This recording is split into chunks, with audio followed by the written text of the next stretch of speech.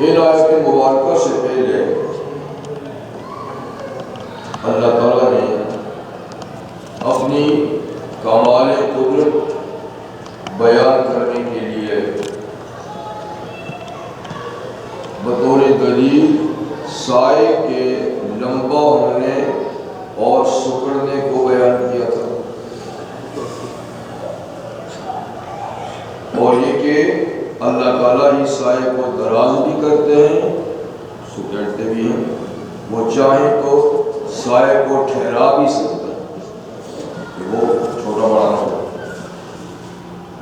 اور یہ کہ سائے کے چھوٹا بڑا ہونے پہ دلیل اللہ نے سورج کو بنایا۔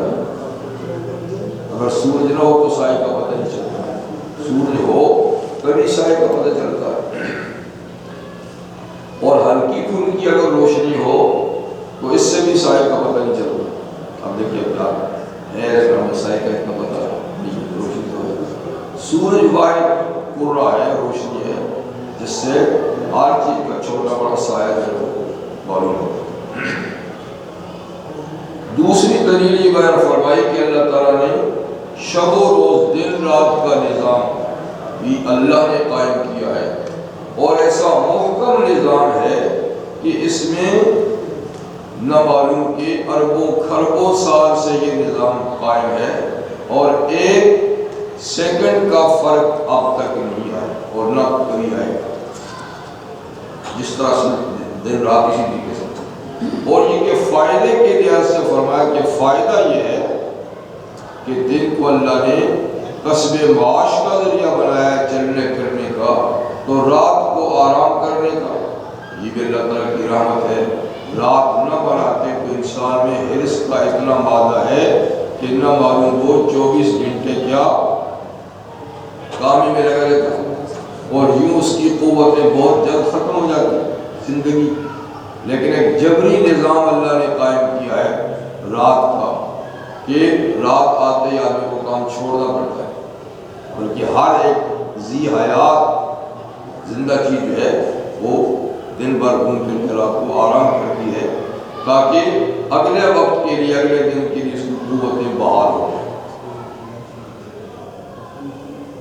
تیسری دلیل یہ بیان کی تھی کہ اللہ تعالیٰ اپنی باران رحمت بھیجنے سے پہلے خوشگوار ہوائیں چلاتے ہیں، ان ہواؤں سے اندازہ ہو جاتا ہے کہ باران رحمت ہونے والی ہے، اور پھر یہ کہ اللہ فرماتے ہیں ہم ہی بلندیوں سے بارش برساتے ہیں، اور ایسا پاکیزہ ستھرا پانی جو بھاپ کی شکل میں تو سمندر سے ہی اڑتا ہے، لیکن سمندری پانی اور اوپر سے برسنے والے پانی میں زمین آسمان کا فرق ہے، وہ شدید ترین کڑوا، ناقابل استعمال، اور جب بلندی پہ اس کی بھاپ چلی جاتی ہے اور وہ قطروں کی شکل اختیار کر لیتی ہے تو انتہائی شیرین، میٹھا اور طاہر اور مطہر پانی بن کے برستا ہے، خود بھی پاک ہوتا ہے اور ہر چیز کو پاک کر دیتا ہے۔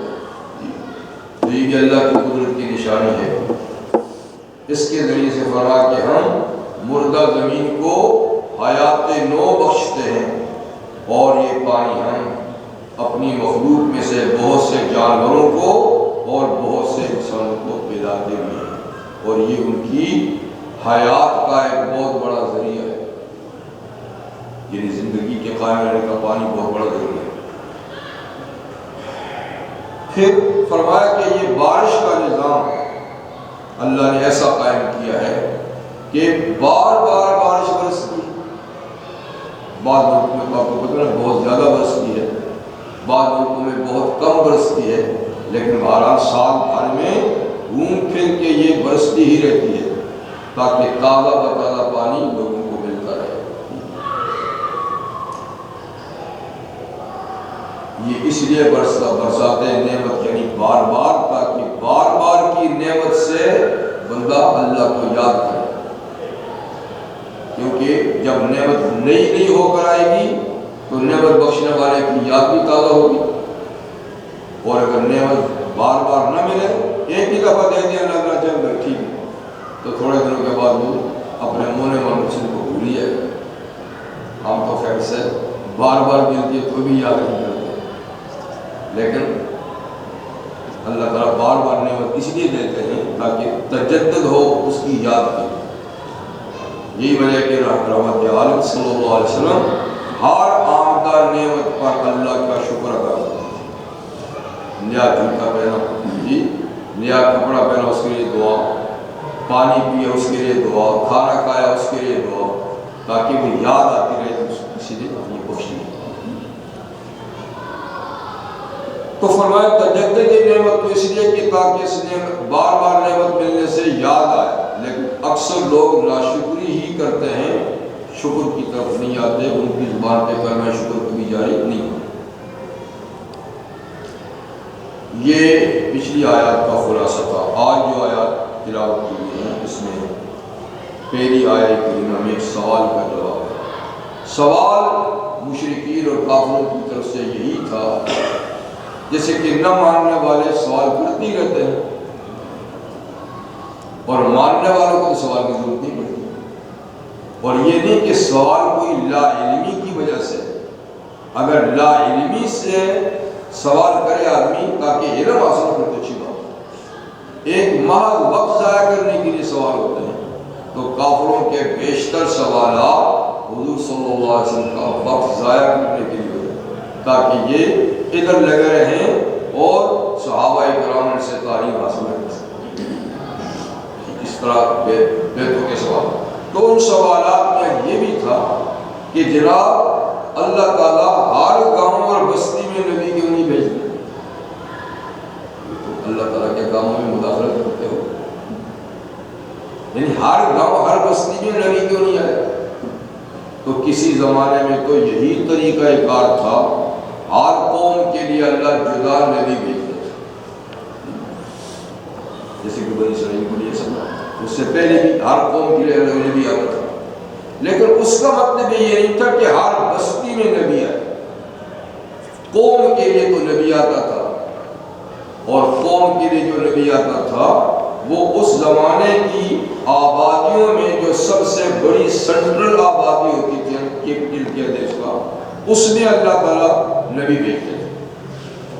کیونکہ بڑے شہر میں جب کوئی دعوت کا کام پھیلتا ہے تو وہاں تو سب لوگوں کا آنا جانا ہوتا ہے، تو آسانی سے وہاں سے دعوت دوسرے علاقوں میں چلی جاتی ہے. بنسبت اس کے اگر چھوٹی سی بستی میں کوئی نبی آئے اور دعوت کا کام شروع کرے تو وہی سمٹا رہے گا، اور بڑی شہر میں دعوت کا کام ایک دم پھیل جاتا ہے، سب لوگوں کا آنا جانا ہوتا ہے. تو طریقہ کار یہ ہے کہ اللہ تعالیٰ ہر قوم کے لیے نبی بھیجتے تھے، ٹھیک، اور پھر جو نبی آتا تھا وہ مرکزی شہر میں آتا تھا. اسی لیے حضور صلی اللہ علیہ وسلم کو آپ کو بھی ام القریٰ میں جو دنیا بھر کی بستیوں کی ماں ہے مکہ مکرمہ، تو حضور صلی اللہ علیہ وسلم کو وہاں پیدا کیا لِتُنذِرَ أُمَّ الْقُرَىٰ وَمَنْ حَوْلَهَا، تاکہ آپ ام القریٰ یعنی مکہ والوں کو ڈرائیں، وَمَنْ حَوْلَهَا، اور اس کے پاس سے لے کر مشرق مغرب تک جتنی دنیا ہے وہاں تک بھی آپ کی دعوت ہے. لیکن یہ تو بات ہوئی حضور صلی اللہ علیہ وسلم کی تشریف آوری سے قومی نبوت کا سلسلہ ختم ہو گیا اور آپ کو بین الاقوامی نبی بنا کر بھیجا. آپ کی نبوت جنات انسانوں کے لیے اور یہ کہ ساری دنیا کے لیے اور تا قیامت تک کی. تو خیر وہ کہتے تھے ہر بستی میں نبی کیوں نہیں آئے؟ اللہ جواب دیتا ہے وَلَوْ شِئْنَا لَبَعَثْنَا فِي كُلِّ قَرْيَةٍ نَذِيرًا. اللہ فرماتے ہیں کہ ہمارے لیے مشکل بات نہیں تھی، ہم چاہتے تو ہر بستی میں بھی نبی بھیج سکتے تھے، لیکن یہ ہماری حکمت کے خلاف تھا. ہم جو کام کرتے ہیں حکمت کے مطابق کرتے ہیں. تو جب تک قومی نبی بھیجنے کی حکمت تھی قومی نبی بھیجتے ہیں، اور جب آخر میں بین الاقوامی نبی کی ضرورت ہوئی تو بین الاقوامی نبی ایک ہی بھیج دیا ہم نے جو ساری دنیا کے لیے کیونکہ اللہ جانتے تھے کہ آخر زمانہ ایسا آئے گا، کمیونیکیشن ایسی ہو جائے گی کہ ایک بات مشرق سے مغرب تک پہنچے گی، شمال سے جنوب تک پہنچے گی، اور مختلف زبانیں جاننے والے بھی دنیا میں آئیں گے، تو یہ ٹرانسلیشن کی ہوتی رہے گی۔ تو اس طرح ایک نبی کی دعوت جو ہے وہ ساری دنیا میں پھیلے گی اور پہنچے گی، اور بار بار نبی بھیجنے کی ضرورت نہیں۔ تو اللہ کے نعمت یہ سارا نظام تھا۔ تو ہم چاہتے تو ہر بستی میں نبی بھیجتے، لیکن ہماری حکمت کے خلاف۔ فلا تطع الکافرین، فرمایا ان سے زیادہ الجھیے نہیں، اس لیے آپ ان باتوں میں کافروں کی بالکل بات مت مانیے گا، جو ہم کہتے ہیں وہ کرتے چلے جائیں، یہ کچھ بھی کہتے رہیں، ان کی باتوں میں مت آئیں۔ ہاں آپ کا فریضہ کیا ہے، آپ ان کی بات کو نہ مانیں، وَجَاهِدْهُمْ بِهِ جِهَادًا كَبِيرًا، بلکہ آپ ان کے ساتھ جہاد کیجئے، ان کے ساتھ جہاد کیجئے، اور کوئی معمولی جہاد نہیں، جہادًا کبیرہ، بہت بڑا جہاد کیجئے ان کے ساتھ۔ تو جہاد کا لفظ دیکھیے سورہ فرقان میں آیا، اللہ نے حکم دیا، اور وہ بھی معمولی جہاد کا نہیں، بڑے جہاد کا، اور سورہ فرقان مکی ہے۔ مکہ میں کوئی لڑائی تھی، لڑنے کی اجازت نہیں تھی، تو پھر جہاد کا حکم، معلوم ہے کہ جہاد صرف لڑنے کا نام نہیں ہے، جہاد لڑنے کا نام نہیں ہے، لڑنے کے لیے قتال کا لفظ ہے، قتال۔ یا ایھا النبی حرض المؤمنین علی القتال، اے نبی صلی اللہ علیہ وسلم آپ مومنوں کو لڑنے پہ آمادہ کریں۔ تو لڑائی کے لیے قتال ہے، جہاد نہیں۔ ہاں یہ آپ کہیں کہ قتال بھی جہاد کا ایک حصہ ہے، لیکن جہاد کا مفہوم بہت وسیع ہے، اور جہاد کا معنی کیا ہے؟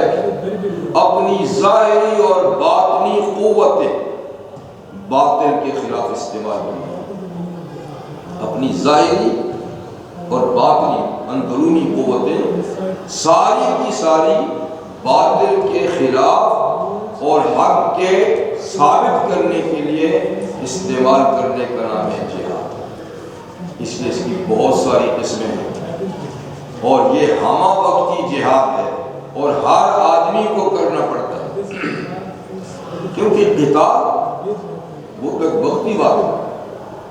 کوئی آپ کے ساتھ لڑنے کے لیے آیا، آپ نے اس کا دفاع کیا، یا کوئی لوٹ مار کر رہا ہے تو آپ نے جا کے اس کا راستہ روک دیا، یہ تو تھوڑی سی بات ہے۔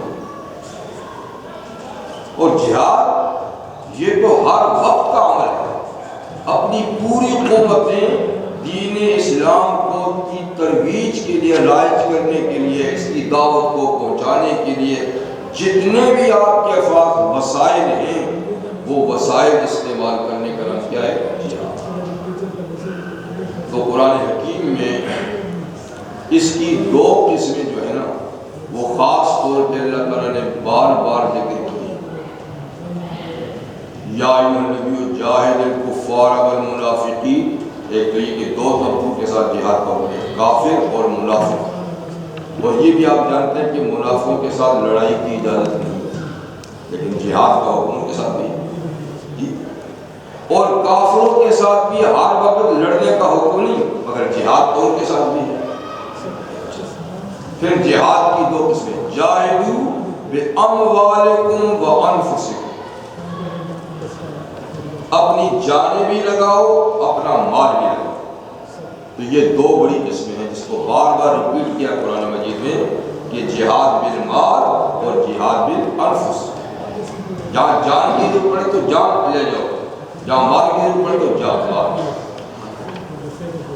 اور پھر نبی کریم صلی اللہ علیہ وسلم نے اپنی ایک حدیث میں تیسری قسم بھی بتائی،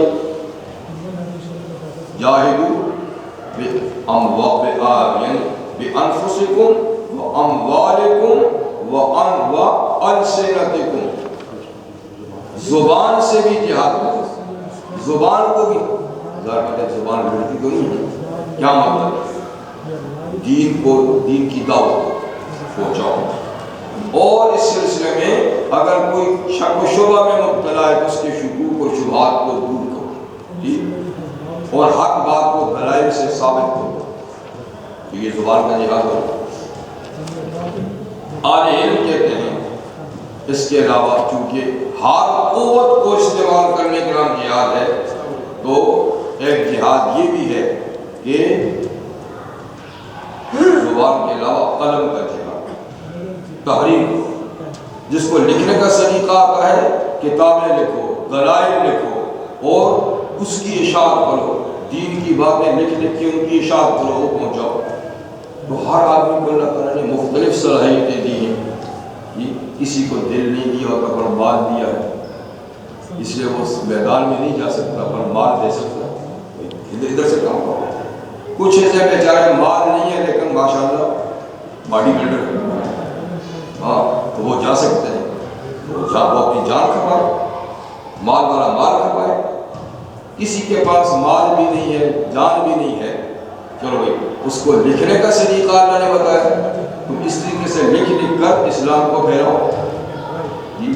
کسی کو بولنے کا سلیقہ ہے، وہ بول کے کرے، تو مطلب یہ ہے کہ اپنی ظاہری باطنی قوتیں بس اسلام کے لیے استعمال کرو، یہ جہاد ہے۔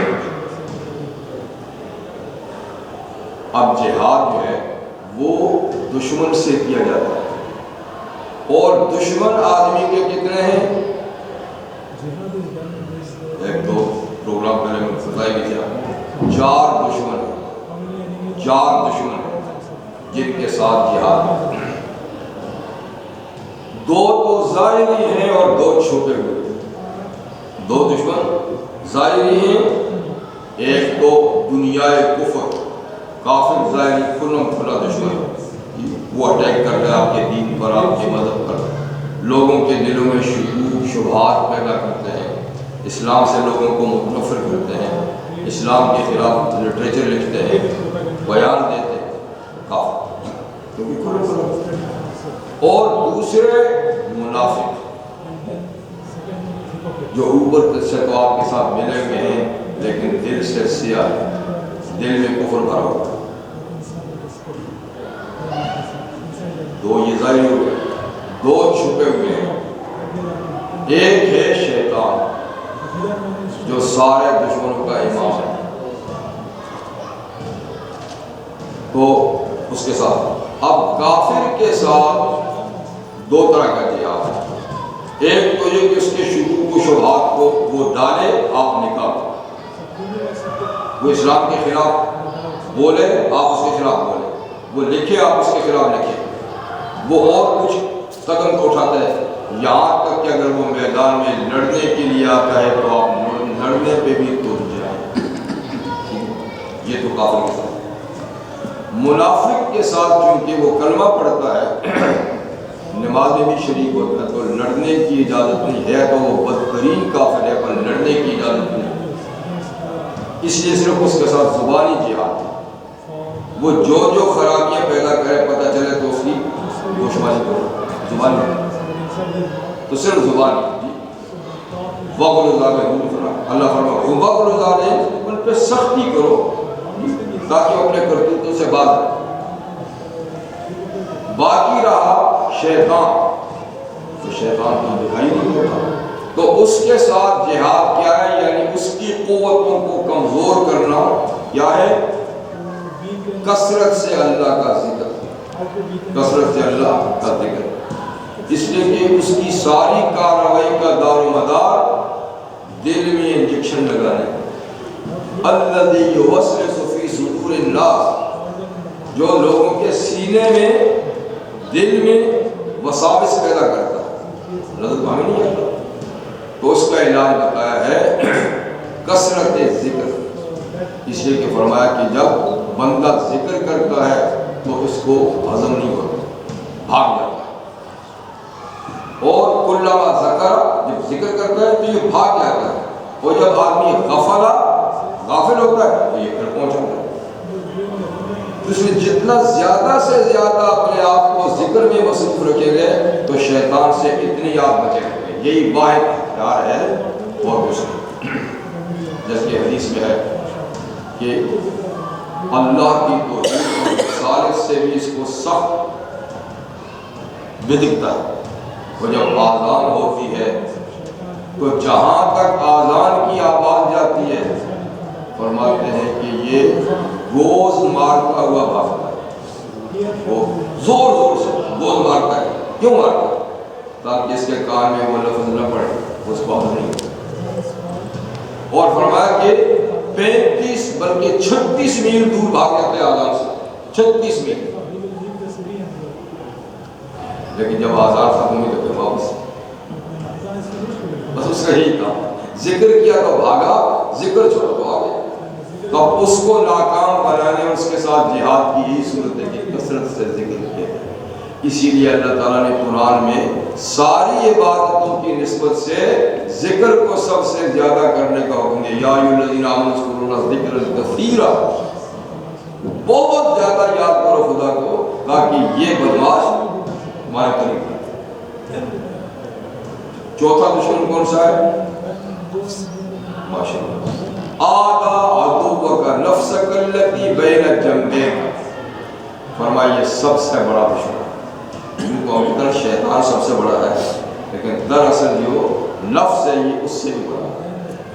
تو آدھا عدوک یعنی آپ کے دشمن میں سب سے بدترین دشمن آپ کا وہ نفس ہے جو آپ کے دو پہلوؤں کے درمیان پھنستا ہے، جو کہیں بھاگتا بھی نہیں ہے. 24 گھنٹے آپ کے ساتھ لگا ہوا، نظر بھی نہیں آتا. تو نفس کے ساتھ کیا جہاد کیا جائے، اس کو کیسے مغلوب کیا جائے، اس کو کس طریقے سے دبایا جائے. تو فرض زیادہ سے زیادہ عبادت کرنے سے یہ مرجھا جاتا ہے. آپ زیادہ نمازیں پڑھیں، زیادہ روزے رکھیں، زیادہ تلاوت کریں. تو جتنی بھی عبادت کی اقسام ہیں تو جتنی زیادہ عبادت کریں گے نفس اتنے ہی کمزور ہو. یہ تو میرے چلتا ہی نہیں. میں اس کو کہتا ہوں ہوٹل میں جاؤں یا مسجد کی طرح. تو یوں کرتے کرتے آپ کی بات نہیں مانیں گے، عبادت کریں گے تو یہ از خود جو ہے دبتا جائے. تو پھر اس کے 3 لیول ہیں. اس کو آپ آزاد چھوڑیں تو یہ ہمارا کبھی خیر کی طرف نہیں آنے دیتا. اس کو آپ دبائیں تو دوسرے سٹیج پہ چلے جاتے ہیں، لوام بہتر ہو جاتا ہے جی. اور اس کو خوب پامال کریں، خوب رگڑا دیں تو پھر بن جاتے ہیں مطمئنہ. پھر یہ اپنی ساری سرکشی چھوڑ کر آپ کا مطیع اور فرما بردار ہو جائے گا. اور پھر اس کو لذت آئے گی بھی اللہ کی یاد میں عبادت. یہ سب سے اچھا نفس ہے. تو یہ ہے. تو فرمایا کہ جہاد کرو قرآن حکیم کے ذریعے سے. یہاں ہتھیار نہیں ہے، بم نہیں ہے، نہ قرآن. تو قرآن کے ذریعے سے اس کی تعلیمات کو عام کرنے، اس کے پیغام کو عام کرنے کے لیے آپ جہاد کریں. اور اسی کو جہاد کبیر کا، وہ دوسرے جہاد لڑائی جھگڑے وہ جہاد صغیر ہے، وقتی ہیں، چند دنوں میں چند گھنٹوں میں سلسلہ ختم ہو جاتا ہے. یہ جہاد کبیر ہے، پوری زندگی کا وظیفہ ہے. اس کے پیغام کو نشر کرتے رہو، اس کی دعوت کو عام کرتے رہو. رحمت عالم صلی اللہ علیہ وسلم جب دشمن سے نبرد آزما ہوتے تھے اور دشمن کا جب پیچھا کرنے کے لیے لڑائی کے لیے جاتے تھے تب بھی آپ من جملہ اور دعاؤں کے ایک یہ دعا لڑنے سے پہلے پڑھتے تھے، یعنی اللہ سے مدد. تو دعا کیا تھی؟ اللہم منزل الکتاب مجری السحاب حازم الاحزاب اہزمہم وانصرنا علیہم، اور کما قال نبی صلی اللہ علیہ وسلم. تو دعا دشمن سے لڑنے سے پہلے دعا کرتے ہیں اللہم منزل الکتاب، اے اللہ اس کتاب کو نازل کرنے والے، اس کتاب کو نازل کرنے والے اللہ، ایک مجری السحاب، ایک بادلوں کو چلانے والے اللہ، حازم الاحزاب، ایک کفر کی پارٹیوں کو شکست دینے والے خدا، اہزمہم، ہمارے مد مقابل جو کافر ہیں ان کو آپ شکست دیجئے، وانصرنا علیہم، اور ہماری مدد کیجئے ان کے مقابلے۔ پہلی دعا، اس دعا سے ہی آپ اندازہ کریں کہ اسلام میں دشمن سے کیوں لڑا جاتا ہے، صرف خون ریزی کے لیے نہیں، ملک گیری کے لیے نہیں، مال حاصل کرنے کے لیے نہیں، بلکہ سب سے پہلے جملہ دعا کرتے ہیں ایک کتاب نازل کرنے والے، ہماری جنگ کا مقصد تیری کتاب کے نظام کو عام کرنا ہے، یہ تیری کتاب کے نظام کو عام نہیں ہونے دیتے، رکاوٹ، اس لیے ہم لڑ رہے ہیں۔ ملک نہیں چاہیے ہمیں ان کا، مال ان کا ہمیں نہیں چاہیے، ان کا خون بہانا مقصود نہیں ہے، صرف کہ تیری کتاب کے لیے رکاوٹ بنے ہوئے ہیں، اس رکاوٹ کو ہم دور کر رہے ہیں۔ تو یہ ہے قرآن کی ذریعے سے جہاد، ٹھیک ہے؟ تو جو یعنی اس کی دعوت میں رکاوٹ بنتا ہے تو اس کے ساتھ لڑا جاتا ہے، تو جو رکاوٹ نہیں بنتا تو رہے اپنا وجہ کرے، ٹھیک، ہم کوئی اس کا چھیڑ چھاڑ نہیں کرتا۔ تو یہ ہے اصل میں جہاد کے لیے، ٹھیک ہے، قرآن کا پڑھنا، سیکھنا، سکھانا اور اس کے نظام کو، اس کی دعوت کو دوسروں تک پہنچاتے رہے، یہ ہے جہاد کے لیے، اور یہ ہر وقت کا جہاد ہے ہر مسلمان۔ اس کے بعد اللہ تعالیٰ اپنی قدرت پر ایک اور دلیل دیتے ہیں، وَهُوَ الَّذِي مَرَجَ الْبَحْرَيْنِ هَذَا عَذْبٌ فُرَاتٌ وَهَذَا مِلْحٌ أُجَاجٌ وَجَعَلَ بَيْنَهُمَا بَرْزَخًا وَحِجْرًا مَحْجُورًا، کہ دیکھو اللہ ہی وہ ذات ہے، کوئی دوسری ذات ایسی نہیں، اللہ ہی وہ ذات ہے جس نے دو دریاؤں کو آپس میں ملا دیا ہے، دو دریاؤں کو آپس میں ملا دیا ہے، اور دونوں دریا پانی کی نوعیت کے لحاظ سے بالکل آپس میں مختلف ہے، کہ ہاذا عذب، یہ ایک دریا تو میٹھے پانی کا ہے، میٹھا ہے، فرات، اور پیاس بجھانے والا ہے، آسانی سے گلے سے نیچے اترنے والا پانی، وَهَذَا مِلْحٌ أُجَاجٌ، اور یہ دوسرا دریا جو ہے کڑوا ہے اور سخت کڑوا ہے، سخت نمکین ہے، کوئی اس کو منہ میں نہیں ڈال سکتا، ڈال لے تو آسانی سے نیچے اترتا ہی نہیں۔ تو دیکھو دو دریا ہے۔ اب اللہ تعالیٰ فرماتے ہیں کہ مرج، جن کو اللہ نے ملا دیا، مرج آپ کی انگلش میں بھی جب دو روٹ آپس میں ملتے ہیں تو مرج ہوتی ہے، عربی میں بھی مرج کا معنی ملنا ہے، لیکن عربی زبان میں جیسے اس کا معنی جیسے سورہ الرحمن میں مرج البحرین یلتقیان بینہما برزخ لا یبغیان فبأی آلاء ربکما، لیکن مروج اور مرج کا معنی ایک لالا زار بھی ہے عربی میں، یعنی سبزہ زار، خوب سبزہ جہاں ہوتا ہے اس کو بھی مروج کہتے ہیں۔ جیسے نبی کریم صلی اللہ علیہ وسلم کا ایک ارشاد گرامی ہے، لا تقوم الساعة حتی تسیر الارض،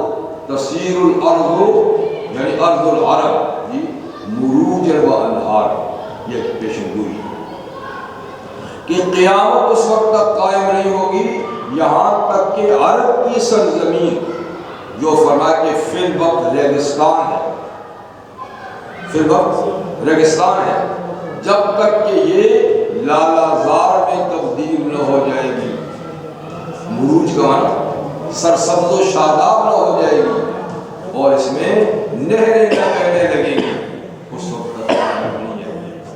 یہ حضور نے ایسا جبکہ عرب کا بیشتر حصہ ریگستان تھا، کہیں کہیں سبزہ تھا۔ فرمایا سبزہ زیادہ ہو جائے گا بلکہ نہریں بہنے لگیں گی۔ وہ منظر ہمیں تھوڑا تھوڑا نظر آنے لگ گیا کیا ماشاءاللہ آبپاشی کا ایسا نظام ہو گیا ہے، پانی کا ایسا نظام ہو گیا ہے کہ بہت سا عرب کا علاقہ جو ہے نا وہ سرسبز و شاداب ہو گیا، یہاں تک کہ مکہ کے سنگلاخ پہاڑوں میں بھی 12 مہینے سبز رہنے والے پودے لگا رکھے، پانی بھی ان کو ملتا ہے باشا، اور اس طریقے سے بات تو بیشتر حصہ اور نہ معلوم آگے چل کے کوئی بڑی بڑی لہر نکل رہی ہے۔ تو مطلب کہ مروج کا معنی کیا ہے؟ سبزہ زار، اور مروج کا ایک معنی کیا ہے؟ آپس میں مل جانا۔ اب دو دریاؤں کے ملنے کا یہ مطلب نہیں کہ اللہ نے دو قسم کے دریا پیدا کیے ہیں، کچھ میٹھے پانی کے کچھ کڑوے پانی کے، بلکہ یہاں قدرت کا یہ شاہکار دکھانا مقصود ہے کہ دونوں پانی آپس کے ساتھ جڑے ہوئے جاتے ہیں لیکن پھر بھی خلق ملک نہیں ہوتی۔ حالانکہ پانی ایسی چیز ہے کہ وہ جلد ایک دوسرے میں ضم ہو جاتی ہے، لیکن اللہ نے کہیں کہیں ایسی قدرت کا نمونہ بھی دکھایا ہے کہ میلوں تک دو پانی ایک ساتھ بہتے چلے جا رہے ہیں لیکن وہ آپس میں خلق نہیں ہوتے۔ تو یہ مقصد ایک یہ بھی ہے کہ دیکھیے ایک ہی شہر میں آپ کھدائی کریں کنویں کی تو یہاں کنواں میٹھے پانی کا نکلے گا، یہاں کڑوے پانی کا نکلے گا، حالانکہ زیادہ فاصلہ بھی نہیں ہے، پھر بھی ایک منٹ خود مدینہ طیبہ میں جب رحمت عالم صلی اللہ علیہ وسلم تشریف لے گئے تو اکثر کنویں کھارے پانی کے تھے، میٹھا پانی نہیں تھا، ایک دو کنویں میٹھا پانی بھی تھے، تو ایک ہی ایریے میں دیکھیے میٹھا پانی، اس طریقے سے جو ساحل سمندر کے شہر ہوتے ہیں ان میں بیشتر کنویں کڑوے پانی کے ہوتے ہیں سمندر کی وجہ سے، لیکن کچھ میٹھے بھی ہوتے ہیں۔ تو بیر روما مدینہ میں ایک ایسا کنواں تھا کہ جس کا پانی تھا میٹھا، لیکن وہ کسی یہودی کے بدلے میں تھا، یہودی کا پانی پینے تھے۔ تو نبی کریم صلی اللہ علیہ وسلم نے فرمایا کہ کون ہے جو اس کنویں کو خرید کر مسلمانوں کے لیے وقف کرے اور میں اس کے لیے جنت میں ایسے مقام کی ذمہ داری دیتا ہوں۔ حضرت عثمان غنی رضی اللہ عنہ انہوں نے بات چلائی کہ یہودی پورا بیچنے پہ راضی نہیں ہوگا، آدھا بیچتا، آدھا مطلب کہ نمبر بار پانی بھریں گے، ایک دن آپ کو گھر میں ہو، اور آدھا حصہ بھی 20,000 درہم، 20,000 درہم میں بیچو۔ آپ نے کچھ نہیں کہا کہ قیمت کم کرو، یہ کرو، ایک دم آپ نے کہا ٹھیک ہے۔ حضور کی بشارت ہے کہ فوری طور پر اس میں دیر کرنے کی ضرورت نہیں ہے، تو 20,000 فوراً لا کے تھیلا اس کے سامنے رکھا اور آدھا لے لیا۔ اب ایک دن مسلمانوں کو حکم دے دیا کہ جائے اپنا دن کا پانی بھر کے لے آئے۔ دوسرے دن یہودی کو اس نے دیکھا یہ بزنس تو خراب ہو گیا ہے، یہ تو سارے آ کر ایک دن پانی بھر کے لے جاتے ہیں، تو اس نے کہا ٹھیک ہے باقی بھی بیچنا، کتنا ہے اپنا فرق، تو 35,000 درہم انہوں نے اپنی گرہ سے جیب سے لے کر کنواں خرید کے مسلمان کو دیا۔ ہم اس کا دین عثمان کی ہے، تم اچھا بند ہو گیا ہے، لیکن یہ کہ یہ بہت بڑا کام، کیونکہ جس جگہ میں جو چیز نایاب ہو، نہ ملتی ہو، اس کی قیمت پھر بہت بڑی ہوتی ہے اللہ کے لیے۔ اسی لحاظ سے آپ حضرات جو یہاں اس ملک میں ہیں تو اس میں اللہ کا ذکر، اللہ کی توحید، اللہ کی تبلیغ کا کام ہمارے ملکوں کی نسبت سے بہت کم ہے۔ تو میں سمجھتا ہوں جو اس ملک میں یہ کام کرے گا اس کی ویلیو اللہ کے یہاں زیادہ ہوگی۔ اسی طرح جو غیر مسلموں میں رہتے ہیں پھر بھی دعوت دین کا کام کرتے تھے، بہت بڑا کام ہے، یہ تو آگے چل کے پتہ چلے گا، بشرطے کہ ہم نیت ٹھیک کر لیں، عمل ٹھیک کر لیں تو ہم کو بہت اچھا ماشاءاللہ۔ تو اس سے مراد مطلب یہ ہے کہ اس طرح کے دو دریا پیدا کرنا نہیں، جوڑ کے چلانا مقصد ہے، جوڑ کے چلانا مقصد ہے۔ اب دنیا میں سب سے بڑا پانی جو ہے وہ سمندر ہے، ٹھیک ہے، جو زمین سے 3 گنا بڑا، لیکن اللہ کی شان ہے کہ وہ سارا پانی انتہائی کڑوا، اور اس کو کڑوا رکھنے میں اور اس میں یہ کیمیکل ملانے میں بھی جو اللہ نے ملا رکھے ہیں، اللہ کی بڑی حکمت ہے۔ پانی کا اتنا بڑا اسٹور اگر میٹھے پانی کا ہوتا تو کبھی کا گل سڑ کے تعفن پیدا ہو کر نہ اس میں دریائی مخلوق زندہ رہ سکتی اور نہ ہم لوگ زمین پہ رہ سکتے اس کی بدبو سے، جو کہ پانی کا کچھ عرصہ رہ جائے اس میں گندگی پڑ جائے تو تعفن پیدا ہو جاتا ہے، بیماریاں پیدا ہو جاتی ہیں۔ تو اللہ تعالیٰ نے اتنے بڑے اسٹور کو تعفن سے بچانے کے لیے اس کو ممکن بنا دیا کہ اسی میں سمندر میں اللہ کی پتہ نہیں کتنی مخلوق آباد ہے جو وہیں پیدا ہوتے ہیں، وہیں مرتے ہیں، وہیں گلتے سڑتے ہیں، لیکن تعفن پھر بھی پیدا نہیں ہوتا۔ اور ادھر خشکی سے ہمارے راستے سے کتنی گندگی جا کر اس میں گرتی ہے، مگر یہ کہ اللہ نے اس کو ایسا کڑوا بنایا ہے کہ تعفن پیدا نہیں ہوتا۔ تو یہ بھی حکمت ہے۔ اور یہ کہ روئے زمین پہ جو دریا اللہ نے کہا ہے سب میٹھا پانی ہے، کیونکہ وہ جاری ساری ہے، رکتے نہیں ہیں، تو وہاں تعفن کا سوال ہی نہیں ہوگا۔ لیکن یہاں میں نے کہا جو جوڑ کے چلانے والی بات ہے اس کا ذکر ہے، جوڑ کے۔ تو مشاہدے میں یہ بات آئی ہے کہ روئے زمین پر کچھ ایسے دریا بھی ہیں جو ایک ساتھ چلتے ہیں، جیسے کہ بنگلہ دیش، اگر ہم بنگلہ دیشی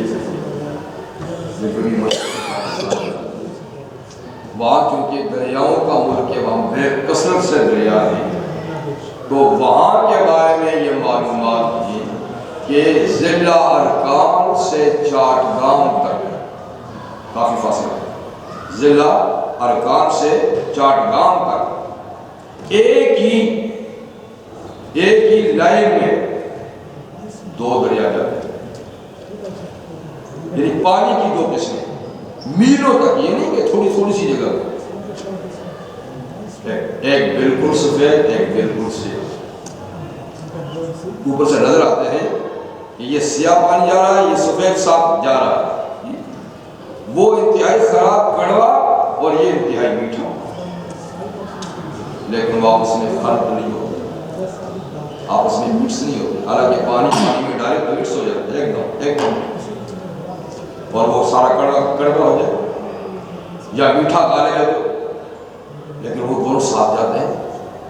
اس طرح ذرا باریسا، بنگلہ دیش باریسا، اس میں بتایا گیا ہے کہ 2 ندیاں ایک سرچشمے سے نکلتی ہیں، یعنی ایک پہاڑ سے آتی ہیں 2 ندیاں، اور دونوں ساتھ پھر جڑ کے جاتی ہیں، آگے سمندر تک جڑ کے جاتی ہیں، وہ بھی میلوں تک، ایک بالکل میٹھا اور ایک بالکل کڑوا، ایک ہی جگہ سے نکلتی ہے، ساتھ ساتھ بہتی ہیں، ایک دوسرے سے نہیں۔ انڈیا کا گجرات، تو گجرات اسٹیٹ میں ضلع سورت جو ہے اس کا ایک شہر ہے دھابیر سیون، جو سمندر سے کوئی 10-12 میل کے فاصلے پر ہے، تو ایک ندی جاتی ہے اوپر سے سمندر کی میٹھا پانی، کہتے ہیں کہ جب سمندر کا پانی چڑھتا ہے، مد ہوتا ہے، تو کئی میلوں تک اس ندی کے اوپر آ جاتا ہے، اور جب جزر ہوتا ہے، پانی اترتا ہے، تو اوپر سے چلا جاتا ہے، نیچے کا پانی میں کچھ فرق نہیں۔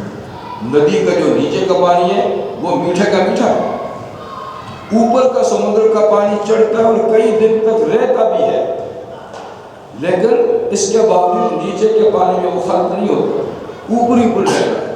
اور جب جزر ہوتا ہے، پانی واپس جاتا ہے تو اوپر سے اتر کے سمندر میں چلے جاتے ہیں، نیچے ندی کا پانی پھر میٹھا اور صاف ستھرا۔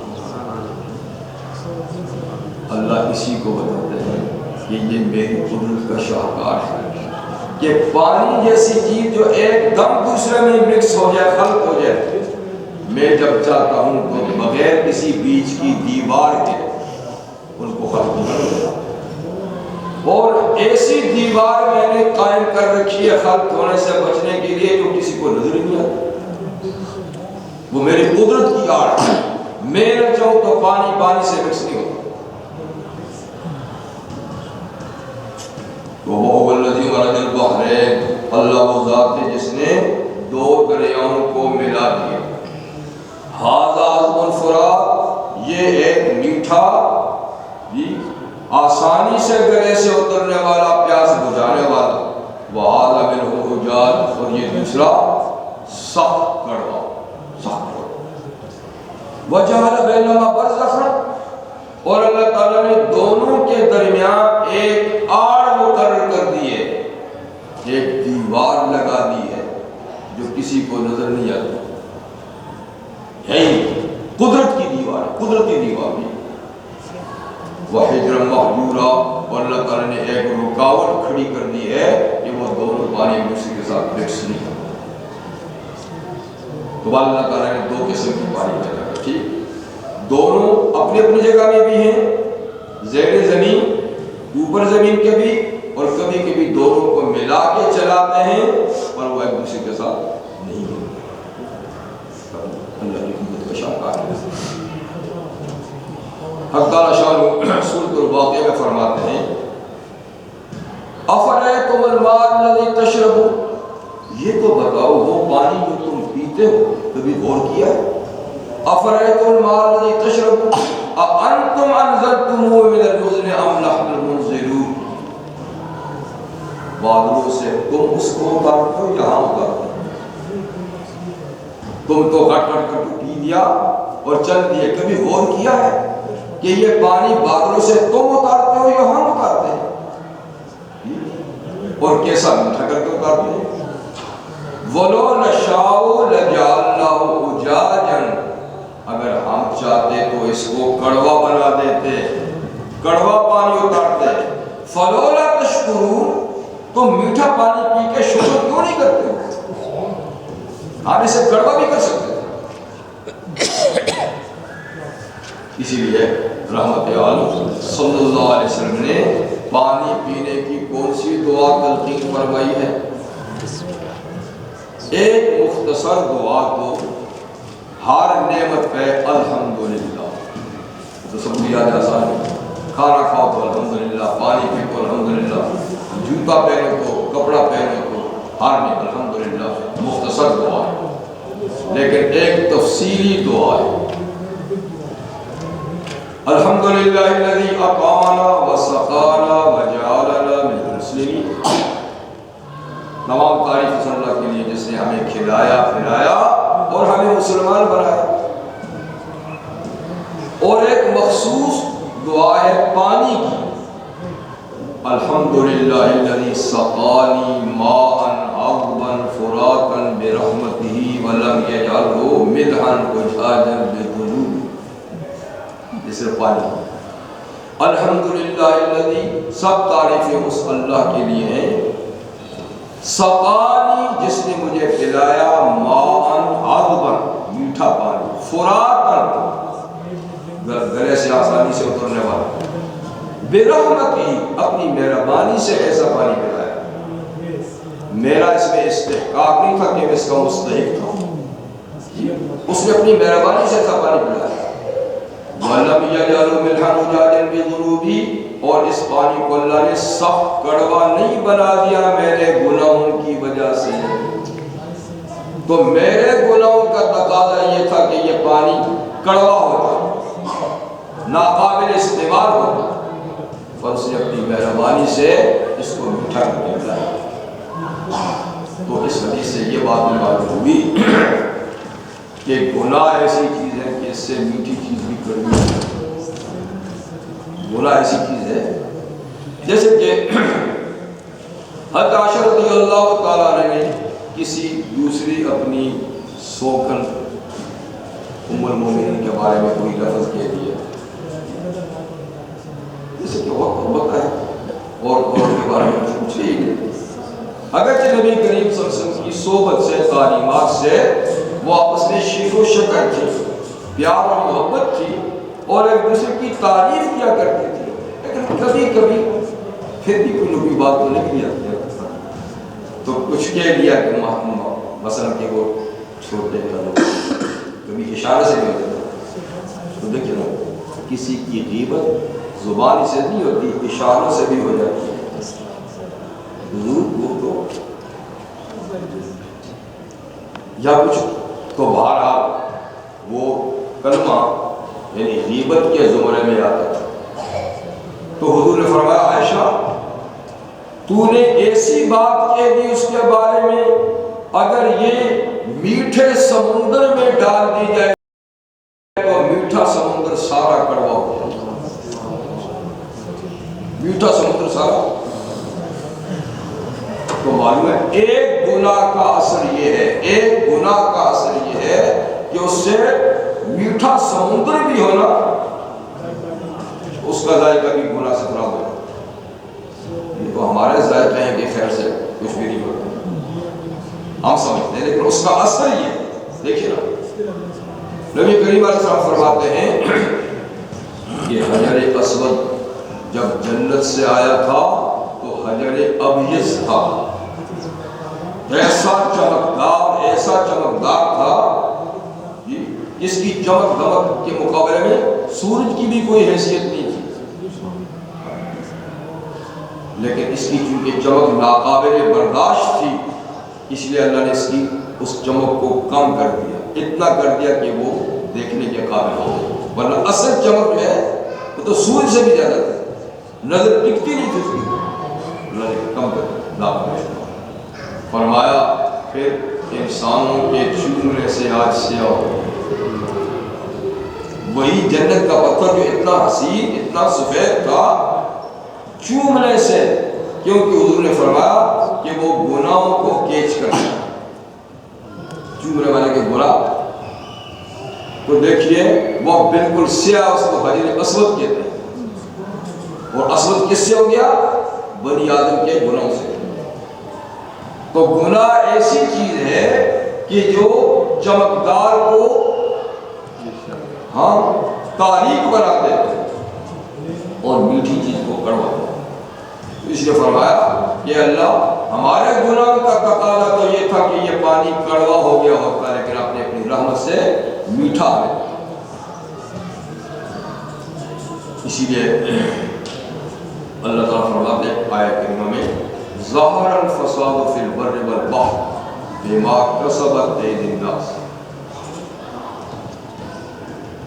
کہ سمندروں میں بھی اور خشکی میں بھی فساد ظاہر ہو گیا، بگاڑ پیدا ہو گیا، کوئی چیز اپنے ٹھکانے پہ نہیں رہی. کیا مطلب؟ یعنی جیسے ہم نے بنائی تھی اب ایسی نہیں ہے، ایسی اب نہیں ہے. ہر چیز میں انقلاب آ گیا، ہر چیز تبدیل ہوگی. کیسے تبدیل ہوگی؟ اب بما کسبت ایدی الناس، لوگوں کے عمل کی وجہ سے، لوگوں کے عمل کی وجہ سے. تو عمل سے مراد یہاں نیک عمل نہیں ہے، بد عمل ہے. اگر عمل نیک ہو تو وہ تبدیلی نہیں ہوگی. عمل جب بد ہو، اسی لیے اللہ تعالیٰ فرماتے ہیں کہ وَلَا تُفْسِدُوا فِي الْأَرْضِ بَعْدَ إِصْلَاحِهَا، دیکھو زمین کے نظام کے درست ہونے کے بعد آپ اس کو بگاڑنا نہیں. مطلب کہ میں نے جو سسٹم اور نظام زمین کا بنایا ہے میں نے بالکل ٹھیک بنایا ہے، اب اس میں اگر کوئی خرابی پیدا ہوگی تو اس کے ذمہ دار تم ہو، تمہارے عمل کی وجہ سے ہی بگڑے گا. تو اب کیا اللہ نے کیسی بنائی تھی تو کیسے بگڑی؟ تو مفسرین مفسرین کرام فرماتے ہیں، جو وہ مفسرین جنہوں نے تفسیر صحابہ سے سیکھی، ان کی بات آج کے نہیں، مفسرین یعنی تابعین، وہ فرماتے ہیں کہ اللہ تعالیٰ نے جب زمین کو پیدا کیا تو زمین ساری کی ساری قابل کاشت تھی، کہیں ریگستان نہیں تھا، ساری زمین زرخیز اگانے کے قابل، کہتے ہیں درختوں پہ کانٹے نہیں تھے، پھول ہی پھول، اور پھول بغیر خوشبو کے نہیں تھے، خوشبو سے بھرے ہوئے، پھلوں میں رس خشک نہیں تھا جی، اور کڑوا کوئی پھل نہیں تھا، ہر چیز بالکل درست تھی، سمندر کا پانی کڑوا نہیں تھا، میٹھا تھا۔ کہتے ہیں جب روئے زمین پر سب سے پہلا گناہ ہوا، تو پتہ ہے سب سے پہلا گناہ کس نے کیا؟ قابیل، آدم علیہ السلام کے ایک بیٹے نے اپنے بھائی کو قتل کیا، تو سب سے پہلے زمین پر قتل ناحق کا گناہ ہوا، بھائی نے بھائی کو قتل کیا۔ اس گناہ کا اثر اس وقت سے شروع ہو گیا، اسی وقت شروع ہو گیا کہ زمین کا سسٹم میں تبدیلی آ گئی۔ خود قابیل کے جسم پر بھی اس کا اثر پڑا، اس کا جسم سیاہ ہو گیا بھائی کو قتل کرنے سے، اور درختوں میں کانٹے لگ گئے، پھلوں میں کڑواہٹ پیدا ہو گئی، زمین بنجر ہونے لگ گئی۔ تو یوں ایک گناہ جو زمین پہ ہوا اس کی وجہ سے انقلاب شروع ہوا، اور پھر اس کے بعد گناہ پہ گناہ کرتے کرتے آج کیا حال ہے؟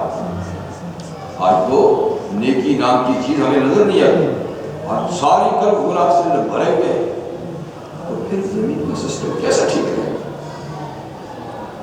فساد کو ہم نے خود بنایا، اس فساد کے ذمہ دار کو ہم خود ہیں۔ تو اللہ تعالیٰ فرماتے ہیں کہ یہ تو تم نے تو اتنا بگاڑ رکھا ہے کہ یہ قابل استعمال ہی نہ ہوتی زمین، یہ تو میری مہربانی ہے کہ میں نے بہت سے گناہ تمہارے اتار دیے ہیں، یہ تو کچھ گناہوں کا اثر ہے جو تم دیکھتے ہو، اگر سارے گناہوں کا اثر میں چھوڑ دوں تو کوئی یہاں جی ہی نہ سکے، اتنی خرابی پیدا ہو۔ لیکن ایک ہم ہیں، ہم تو سب کو کچھ ہوا ہی نہیں، ہم تو ترقی کر رہے ہیں، ہم ترقی کر رہے ہیں، ترقی کہاں کر رہے ہیں؟ تو فرمایا کہ ما اصابکم من مصیبت فبما کسبت ایدیکم ویعفو عن کثیر، تمہیں جتنی بھی مصیبت پہنچتی ہے، تکلیف پہنچتی ہے، یہ تمہارے عمل کا نتیجہ ہے، اور یہ کہ یعفو عن کثیر، اللہ بہت سے گناہوں کو تو یوں ہی معاف کر دیتے ہیں، اس پہ تو کوئی پکڑ دکڑی کی نہیں کرتے۔ اگر سارے گناہوں کی پکڑ دکڑ شروع ہو جائے تو پھر تو کوئی آدمی بچے ہی نہیں، اور جتنا اثر ہے یہ تو بہت گناہوں کا۔ تو خیر میں عرض یہ کر رہا تھا کہ یہ جو کڑواہٹ ہے وغیرہ، تو یہ سب چیزیں میں نے کہا گناہوں کے اثرات سے، اور جب ایک وقت آئے گا زمین پھر گناہوں سے پاک ہو جائے گی، بلا کب ہوگی؟ عیسیٰ علیہ السلام، عیسیٰ علیہ السلام کی تشریف آوری تک تو سسٹم یوں چلتا ہے، قتل و غارت گری ہوگی، لوٹ مار ہوگی، کفر ہو گئی، جب آپ تشریف لائیں گے تو کفر مٹ جائے گا، عیسائی سب اسلام میں ضم ہو جائیں گے، یہودی سب قتل ہو کے ختم ہو جائیں گے، باقی ساری قومیں ختم ہو جائیں گی، اور زمین پر فقط اسلام ہوگا، صرف اسلام، کوئی کفر شرک معصیت نہیں ہوگی۔ جب بالکل اسلام ہوگا اور اللہ کی اطاعت اور عبادت ہوگی تو یہ دوبارہ پھر حدیث میں ہے کہ زمین اپنی برکات پھر اگلے گی۔ اب جس نے اپنی برکتیں سمیٹ لی ہیں، یہ پھر جب نیکی نہیں کرے گی تو پھر اگلے گی، اور پھر حضور صلی اللہ علیہ وسلم نے ارشاد فرمایا کہ اس زمانے میں بچے سانپوں سے کھیلیں گے،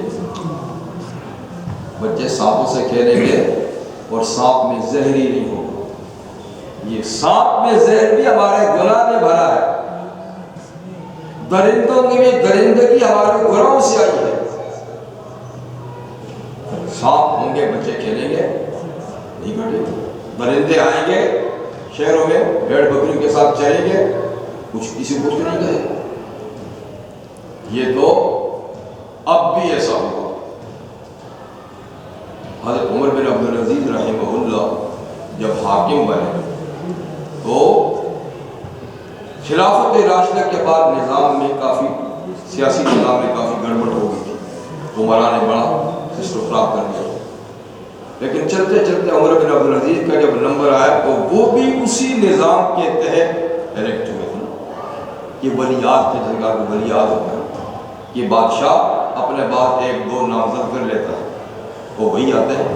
کوئی چناؤ کوئی انتخاب نہیں ہوتا, سلیکشن ہوتی ہے. اب ان کا نمبر آ گیا تو یہ امیر المومنین عبد الملک بن مروان کے بھتیجے بھی تھے اور داماد بھی تھے.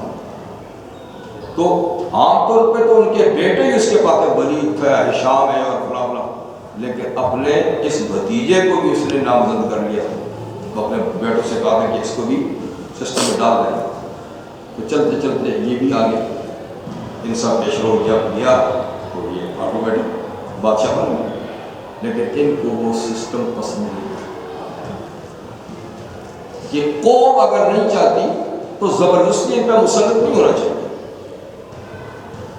تو طریقہ کار یہ تھا کہ ہوتا تو تھا وہ الیکٹ, ٹھیک, سلیکشن کے ذریعے سے. لیکن پھر بھی جب لوگوں سے حلف لینے کی بات ہوتی تھی تو مسجد میں جاتا تھا امیر المومنین, اور وہاں سے لوگ اس کی بیعت کی تجدید کرتے تھے بحیثیت امیر المومنین. تو یہ دمشق کی مسجد میں پہنچے تو انہوں نے خلاف عادت اعلان کیا کہ لوگوں میں پچھلے نظام کے تحت یہاں آ گیا ہوں اس منصب, لیکن مجھے یہ نظام ٹھیک نہیں, اس لیے میں تم سب کے سامنے بیٹھا ہوں. خلافت تم اپنی مرضی کا آدمی چن لو, خلافت میں بڑھ گیا. اتنی بڑی پیشکش, اتنی بڑی قربانی جب انہوں نے دی تو سب ہارے نے کہا ہم آپ ہی کو چن لیں. اب انتخاب ہو گیا, الیکشن چن لیا تو انہوں نے فوری طور پر اصلاح کا کام شروع کیا. اس لیے کہ جو کرنا چاہے گا اس کے لیے گھنٹے میں بھی اصلاح ہو سکتی ہے اور اس کے لیے دن میں بھی اصلاح ہو سکتی ہے. جو نہ کرنا چاہے تو 10 20 30 سال گزر جاتے ہیں اور بہانہ اتنے تھوڑے وقت میں کیا کر سکتا تھا. ان کے لیے 10 سال بھی تھوڑے ہیں, 50 سال بھی تھوڑے ہیں, 100 سال بھی تھوڑے ہیں. کرنا کیوں نہیں چاہتا, وہ جو کرنا چاہتا ہے تو ایک دن میں کر لیتا. انہوں نے سب سے پہلے اپنے پیپر منگوائے جو ان کے نام پہ پچھلوں نے جائیدادیں لکھی تھی, بنائی تھی بغیر محنت کے مشقت کے. تو وہ سارے پیپر لا کے سب پبلک کے ساتھ پھاڑ دیے کہ یہ سب ناجائز, ٹھیک ہے نا, اثاثے تھے جو مجھے دیے گئے تھے, میں سب کو پھاڑتا ہوں, یہ سب قومی ملکیت میں ہے, مجھے نہیں چاہیے. اس کے بعد پھر اپنے خاندان کے اور پچھلے بادشاہوں کے عزیزوں کے سب پیپر منگوا کے سب کو پھاڑ دیا کہ کوئی جائیداد نہیں ہے, یہ سب تم کو ظالمانہ طور پر انہوں نے دی ہیں کیونکہ اپنی محنت سے کمایا. جو محنت سے کمایا وہ تمہارا ہے, اور جو رشتہ داری کی بنیاد پر تمہیں ملے ہیں وہ سب ختم. پھر یہ پورا سسٹم ختم کر دیا اور خلافت راشدہ ابو بکر صدیق, عمر فاروق, عثمان غنی کے دلی کے زمانے میں جو نظام پورے کا پورا ہے. 2-2.5 سال ہی ان کو حکومت کرنے کا موقع ملا, لیکن پورا نظام بدل کر رکھ دیا. ٹھیک ہے, اس لیے کرنا چاہتے تھے اور پورے عدل و انصاف کا انہوں نے سسٹم شروع کر دیا. چنانچہ اس زمانے کا بھی ایک واقعہ آپ کو سناتے یہ ہے کہ جس دن پھر حضرت عمر بن عبدالعزیز کا انتقال ہوا تو ایک چرواہ جنگل میں اپنی بھیڑ بکریاں چراتا تھا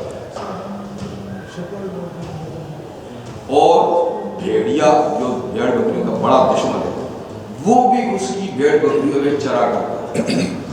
کبھی اس بھیڑیے نے اس دور حکومت میں کسی بھیڑ بکری پہ حملہ نہیں کیا۔ جس دن عمر بن عبدالعزیز کا انتقال ہوا تو اچانک بھیڑیے نے ایک بکری کا گلا دبا دیا۔ تو چرواہے نے کہا لگتا ہے کہ وہ مرد صالح دنیا سے چلا گیا کہ 2-2.5 سال تو یہ یوں پھرتا رہا ہے، کچھ نہیں کہا۔ آج اس کا گلا دبایا ہے تو معلوم ہے کہ وہ اللہ کا بندہ چلا گیا۔ چنانچہ بعد میں پتہ چلا، یعنی بالکل جب تاریخیں ملائی گئی تو وہی وقت تھا ان کے انتقال ہونے کا جس وقت بھیڑیے نے آیا۔ تو یہ جتنا فساد اور خرابیاں ہیں نا، یہ ہمارے اپنے ظلم کی وجہ سے۔ اگر انسان ظلم چھوڑ دے، انصاف پہ آ جائے، اللہ کی اطاعت پہ آ جائے تو سارا نظام خود بخود درست ہو جائے۔ اس لیے فرمایا کہ عیسیٰ علیہ السلام جب آئیں گے تو کفر مٹ چکا ہوگا، دنیا میں اسلام ہی اسلام ہوگا، عدل ہی عدل ہوگا، انصاف ہی انصاف ہوگا، اطاعت ہی اطاعت ہوگی، تو پھر سسٹم وہی اور کر کے آ جائے گا، لوٹ کے وہی آ جائے گا کہ سانپ جو گولی کاٹے گے بچے کھیلیں گے۔ اور حضور صلی اللہ علیہ وسلم نے ارشاد فرمایا کہ زمین اپنے خزانے ایسے اگلے گی اور لوگ اتنے دولت مند ہوں گے کہ کوئی زکوٰۃ وصول کرنے والا، صدقہ وصول کرنے والا نہیں۔ لوگ زکوٰۃ صدقہ لیے پھریں گے، کوئی ہے یہ نہیں جی ہمیں ضرور ہے۔ اب تو ماشاءاللہ اندر سسٹم خراب ہے نا، تو کسی کے پاس ملین ہے تو بھی کیا کہتے ہیں، لیکن پھر اس وقت یہ بات نہیں ہوگی کہ میرے پاس ہے میں زکوٰۃ کا مستحق نہیں بھائی۔ اور ایسا ہوگا کہ ایک آدمی کے پاس زکوٰۃ لے کر جائے گا، دوسرا کہے گا کل لے آتا تو قبول کر لیتا، آج تو ماشاءاللہ میرے پاس بہت کچھ ہے۔ کل لے آتا تو قبول کر لیتا، آج میرے پاس ماشاءاللہ بہت کچھ ہے۔ تو دولت بھی، راحت بھی اللہ کی اطاعت سے ملتی ہے۔ جب پورا نظام اطاعت کا ہو جائے گا تو زمین بھی خزانے ہو جائے گی۔ اور حضور نے فرمایا ایک بکری اتنا دودھ دے گی کہ پورا کنبہ اس سے سیر ہو جائے گا۔ ایک گائے اتنا دودھ دے گی کہ پورا محلہ اس سے سیراب ہو جائے گا، بی بی کا۔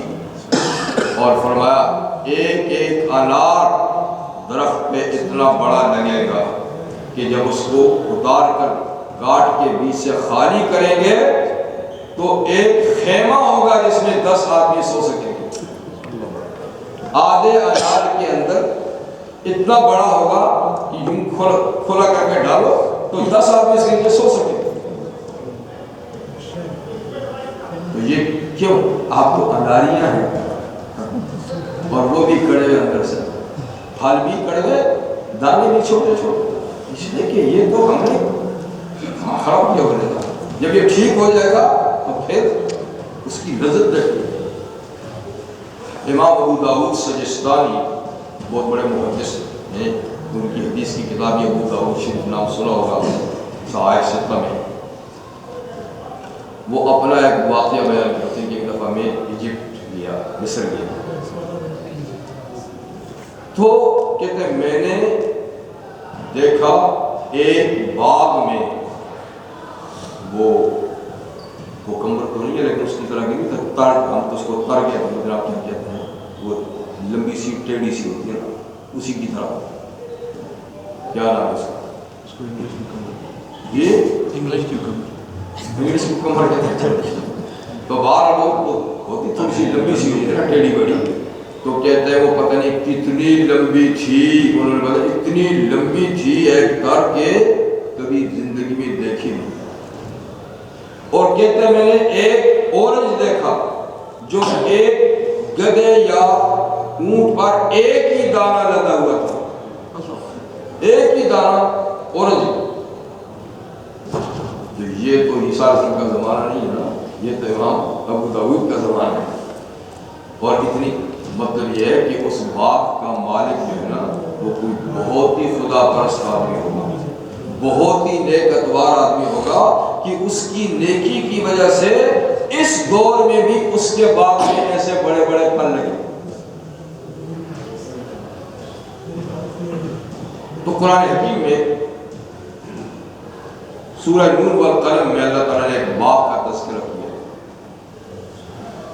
کہ باغ کا جو مالک تھا وہ بہت نیک اتوار، خدا ترس، رحم دل آدمی تھا.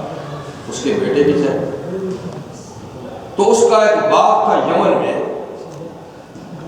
اس نے ایک اصول بنا رکھا تھا اپنے باغ میں کہ جب فصل کاٹنے کا وقت آتا، کھیت بھی تھا، فصل کاٹنے کا وقت آتا، پھل چننے کا وقت آتا، تو کچھ پھل درختوں پہ رہنے بھی دیتا تھا، کچھ فصل کھڑی بھی چھوڑ دیتا تھا کہ آتے جاتے مسافر توڑ لیا کریں. تو سارا صفایا کر کے لے جاتے تھے. لیکن جتنی فصل کاٹتا، جتنے پھل توڑتا، اس کے بھی 3 حصے بناتے. ایک حصہ فقراء اور مساکین پہ تقسیم کرتے اور ایک حصہ اپنی فیملی کے لیے اور ایک حصہ بیچ کر اس کی آمدنی اسی باغ کی مرمت اور تعمیر پہ لگا دیتے تھے. یہ اس کا اصول اسی پہ جیتا. تو ماشاءاللہ اس کا باغ پورا بھر دیتا تھا، ہر چیز ٹھیک تھے. اب بڑے میاں جب رخصت ہو گئے دنیا سے تو بیٹوں نے میٹنگ کی، کہا ابو تو ماشاءاللہ بڑے سیدھے سادے. یہ بڑے سیدھے سادے 2 معنی میں استعمال ہوتا ہے، سمجھے نا؟ اب پتہ نہیں انہوں نے کون سا معنی بنا لیا ہوگا. تو ایک بڑے سیدھے سادے بے وقوف کے معنی بھی ہوتے ہیں. امید ہے کہ یہ نہیں دیا ہوگا، لیکن ہو سکتا ہے کہ ہم بڑے ہوشیار ہیں. وہ تو ایسی ہے، اپنی باپ کی اتنی بڑی آمدنی ان نکموں پہ لٹا دیتے تھے. تو بھائی چلو جو کرتے تھے وہ بڑے تھے، اب وہ نہیں ہیں. اب ہماری فیملی بھی بڑی ہوئی، سب شادی شدہ ہیں، ہمارے بچے بھی ہیں، اب اخراجات بڑھ گئے ہیں. اب ہم وہ اصول نہیں قائم رکھ سکتے جو انہوں نے کیا تھا. اس لیے ہم کو سارا پھل اور ساری پیداوار گھر میں لائے تھے اور ان مشترڈوں کو خالی جو مانگنے کے لیے آ جاتے ہیں ان کو نہیں دیں. ایسا کرو. رات کو میٹنگ ہوئی، ایک بیچ میں تبلیغی ساتھی بھی تھا. اس نے کہا یار خدا کا نام کرو، انشاءاللہ تو ایسا فیصلہ کر دیا ہے کہ کچھ اللہ کا نام یار تو بھی صوفی آتی ہے، اس کی بھی نہیں سنی. پھر فیصلہ یہ ہوا کہ بھائی کل باغ کا فصل بھی کاٹیں گے اور کل جا کر اس کے پھل بھی اتاریں گے، لیکن صبح سویرے اندھیر میں جا کر یہ کام کرنا ہے، کیونکہ دن چڑھ گیا تو وہ سارے آ جائیں گے، ان کو تو پتہ ہے. تو پھر کس طریقے سے کہا کہ تمہیں نہیں دیتے، تو بہتر یہ کہ ان کے آنے سے پہلے ہی ہم صفایا کریں. تو وغدوا علی حرد قادری، یعنی فقیروں کو نہ دینے پہ اپنے خیال میں انہوں نے پوری قدرت حاصل کر لی. صبح ہوئی تو سحری کو اٹھے، چپکے سے آہستہ آہستہ دوسروں کو جگایا، جلدی جاؤ، پڑوس والوں کو خبر نہ ہو جائے. بدنیتی کا فیصلہ تھا جی. اللہ تعالیٰ نے رات کو ایسا بگولا چلایا کہ باغ کا نام و نشان مٹا کر. تم کون ہو؟ میں دینے والا ہوں، مجھ پہ توکل نہیں، مجھ پہ اعتماد نہیں، غریبوں کا حق مارتے ہو جی. تم کون ہو؟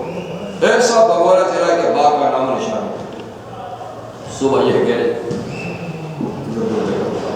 کچھ بھی نہ کوئی درخت ہے نہ کوئی کھیت ہے. پہلے کہنے لگا رستہ غلط ہو گیا. پھر جو دائیں بائیں حدود اربا دے کر کہا رستہ تو نہیں، لیکن ہم نے رات کو جو غلط فیصلہ کیا تھا یہ اس کی پاداش میں ہمیں سزا مل گئی ہے. رستہ وہی ہے، جگہ وہی ہے، لیکن غلط فیصلہ کر دیا.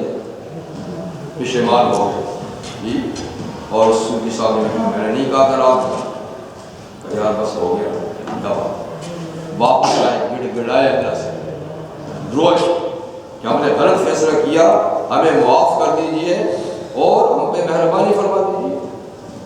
جب صدق کے دل سے انہوں نے توبہ کی اور تہیہ کیا کہ باپ کا طریقہ جاری و ساری رکھیں گے کچھ بھی ہو جائے, تو دوسرے دن جو صبح اٹھ کے گئے تو باپ پہلے سے زیادہ لیدا اللہ کا تو موسم کی اور وقت کی پابندی نہیں ہے کہ آپ لگاؤں گا تو سال کے بعد یہ پھل رہے گا. وہ لمحوں میں مٹا بھی سکتا ہے اور لمحوں میں لگا بھی سکتا ہے. تو پہلے سے زیادہ شاندار فصل اور پہلے سے کہتے زیادہ بڑے بڑے پھل جو پہلے نہیں تھے. پھر اس کے بعد یہ کہ انہوں نے تہیہ کیا کہ آئندہ اس قسم کا غلط فیصلہ نہیں کریں گے اور یہ کہ ہم غریبوں کو حق دیا کریں. تو بات یہ کہ آدمی جب نیکی پہ آ جائے تو ساری چیزیں ٹھیک ہو جاتی ہیں, جب انسان برائی پہ آ جائے تو ہر چیز میں خرابی بھی ہوتی ہے. لیکن یہ فلسفہ ہم نہیں پڑھتے, ہم تو فلسفہ ان کا پڑھتے ہیں جو مشینری پہ اعتماد کرتے ہیں, جو کھاد پہ اعتماد کرتے ہیں, جو باغات کے لگانے زمین کی آباد کرنے پر ہم کہتے ہیں وہ جو کہتے ہیں وہ ٹھیک ہے. اگر اللہ پر اعتماد آ جائے گا تو بہت کچھ ٹھیک ہے. تو کسی سے اور کیا گلا کریں, تو ہماری اپنی تو اپنا حال بھی ہے کہ ہم اللہ پر کم اعتماد کرتے ہیں اور اسباب پہ کچھ زیادہ. ایسا نہیں ہونا.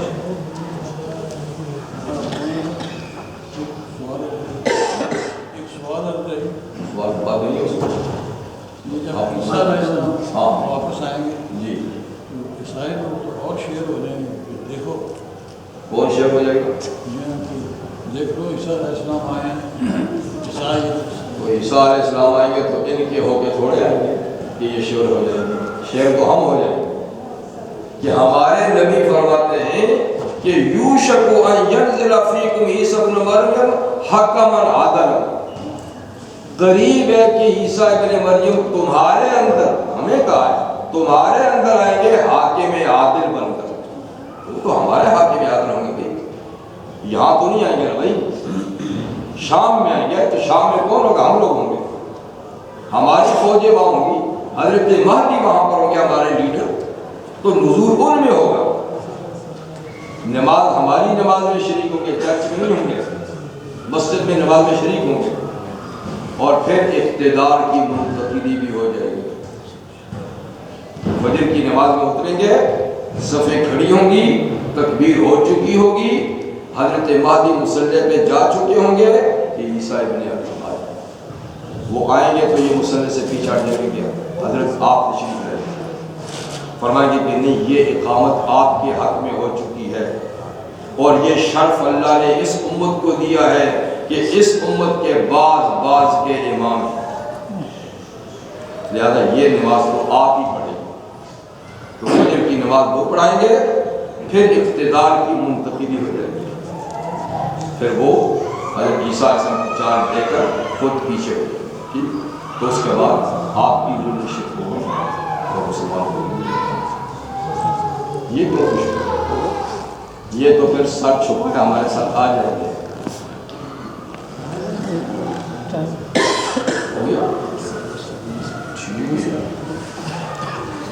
یہ 53 53